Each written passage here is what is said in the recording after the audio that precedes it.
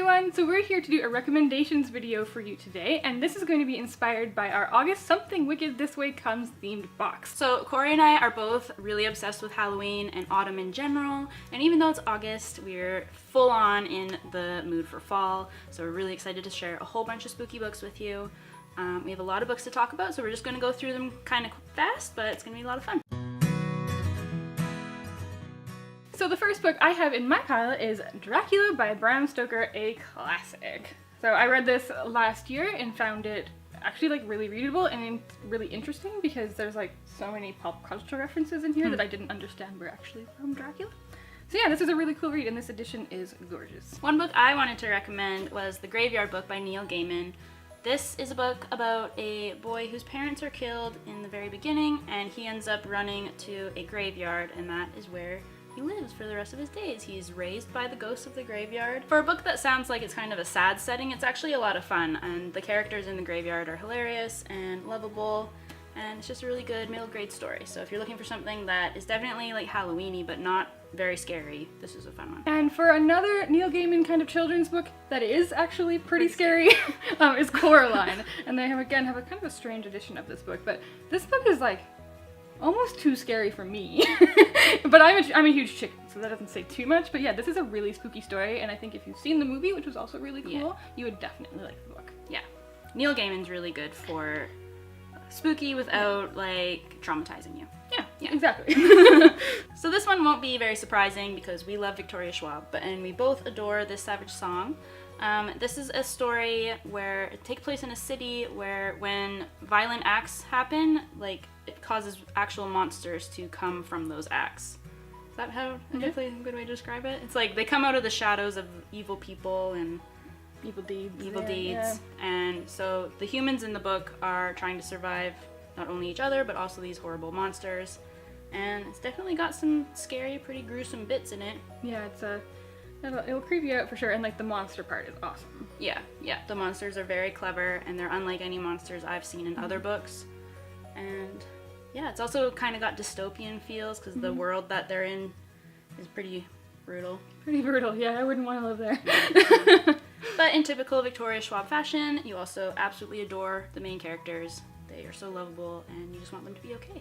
So yeah, this is a really good one. So the next book I have is The Crane Wife by Patrick Ness, and I think this is one of his more underrated books. Yeah. It's an adult novel, and it's not necessarily spooky, but it's super atmospheric. Like the writing is like, it's very magical, and it doesn't quite feel real, but I'm pretty sure there isn't actually fantastical elements in here. It just feels like it, and just the whole atmosphere of this book is like fascinating. And I think if you like Patrick Ness, you will like this book as well. So I wanted to talk about a YA thriller that I read recently and I really enjoyed it. It's The Telling by Alexandra Serowy.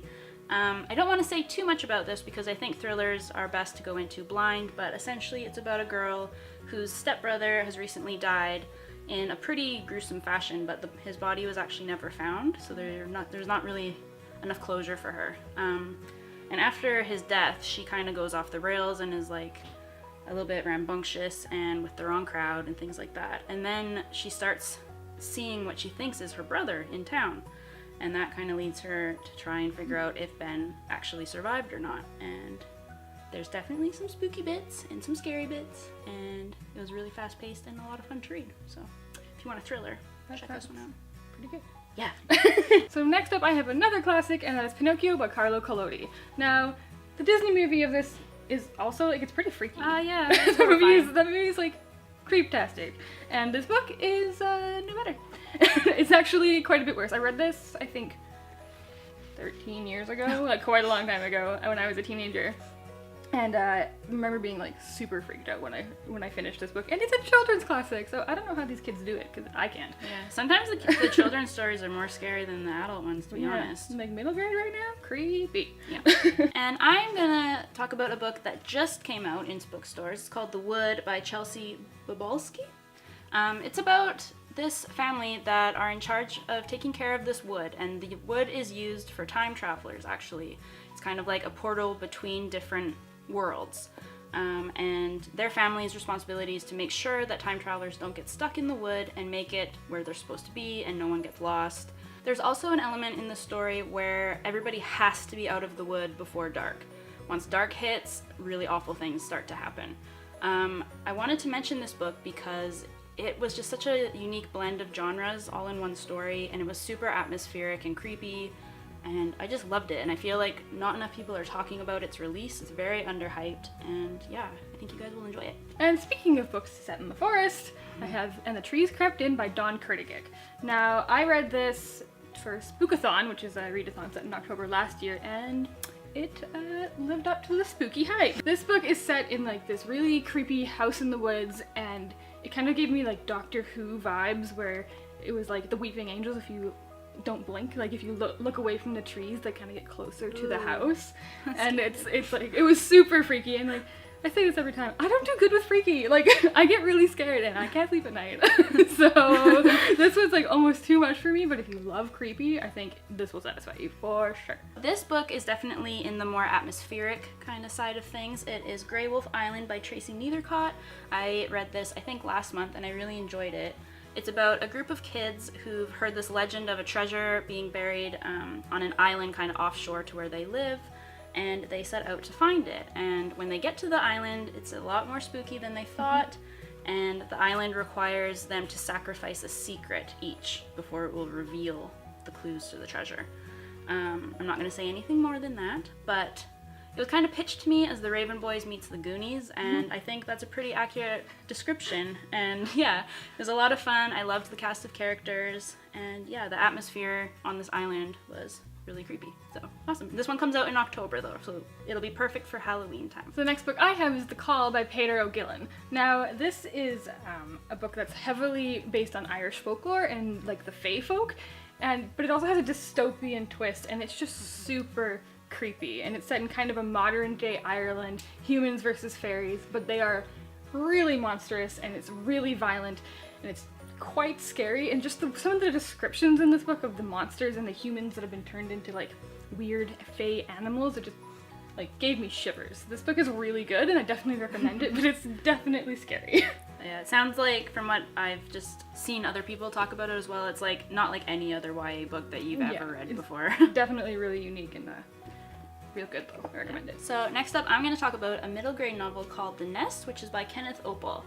I'm not going to say too much about this book, but essentially how it begins is our main character Steve has a new sibling born, and the newborn baby is unfortunately born with a disease, so he's very ill, and Steve wants to kind of fix him. And then one night a wasp visits him in his dreams, and she tells him that she can help the baby. That's all I really want to say, because I think this is a book that it's really interesting to see where the story goes. It goes to places you never thought it would go, and it's just fun to kind of let it reveal itself to you. But it's definitely creepy. And like it's really interesting for middle grade. Like the writing is so good. It's so good. Yeah, it's a really good book. Yeah, it's brilliant. Next up, I have The Phantom of the Opera by Gaston Lereaux. This is another book I read as a teenager and absolutely fell in love with. This story is a classic. Like I think most people kind of know the story in some form or another. But the book itself, the original source material, it just has this kind of atmosphere to it that, like, it kept me up past my bedtime, this one. It was really scary, and just the atmosphere with the music and the phantom was just so wonderful. And I think if you do like the story or the Broadway play or the movie, you should definitely check out the book as well. And if you've read Roseblood by A.G. Howard, why not pick up the original source material? Am I right? Yeah. So now I'm going to recommend a graphic novel called Ghost by Raina Telgemeier. I read this during Booktubeathon and I loved it.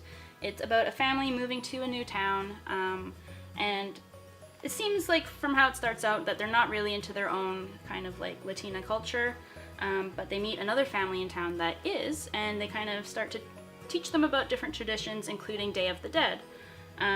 Our main character, the older sister, is quite afraid of ghosts, but as the story progresses, she kind of gets to interact with ghosts in a really cool way, and this is definitely not a scary book. This is more of just like, if you like ghosts and stuff, but you want something a bit lighter, then definitely check this out. If you like Halloween vibes, this is also really fun. But yeah, I loved it. I read it in one sitting. Next, I have another book I read for Spookathon last year, and that is The Haunting of Sunshine Girl by Paige McKenzie. Now, this is actually based on a YouTube series, which I have not seen. But it's definitely, like, at its heart, just such an interesting ghost story. Like, often read just like full-blown ghost stories anymore, and that's what this is. It's about a haunting of a house, and it's really, it kept me flipping the pages, that's for sure. Yeah, it was a really interesting one. All right, and my final book that I absolutely could not leave out is Through the Woods by Emily Carroll. This is a gorgeous graphic novel featuring different short stories that all take place within woods, and they are very scary. The illustrations are scary, the story itself is scary. This would be a perfect book to read during Halloween. Yeah, I don't really want to say more than that. Like, this is just gorgeous, but yeah, the images stay with you. Yeah, maybe I'll just say that. It's a really fantastic graphic novel. Yeah.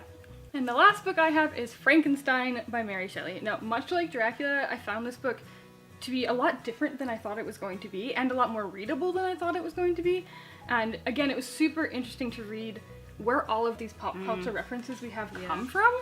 And it, like, the story goes places like, you know, the beginning where Frankenstein monster wakes up, but from there, I knew nothing about this story at all. It was like, I had no idea. And it was really fascinating, and I definitely think if you're interested in getting into more classics, this is a really short one, and I think it'd be a great place to start. And Mary Shelley was a teenager when she wrote it. I know, the talent! And it's considered one of the first sci-fi novels ever, and it's written by a woman. There we go. I learned all of this last week, so I'm very interested in it.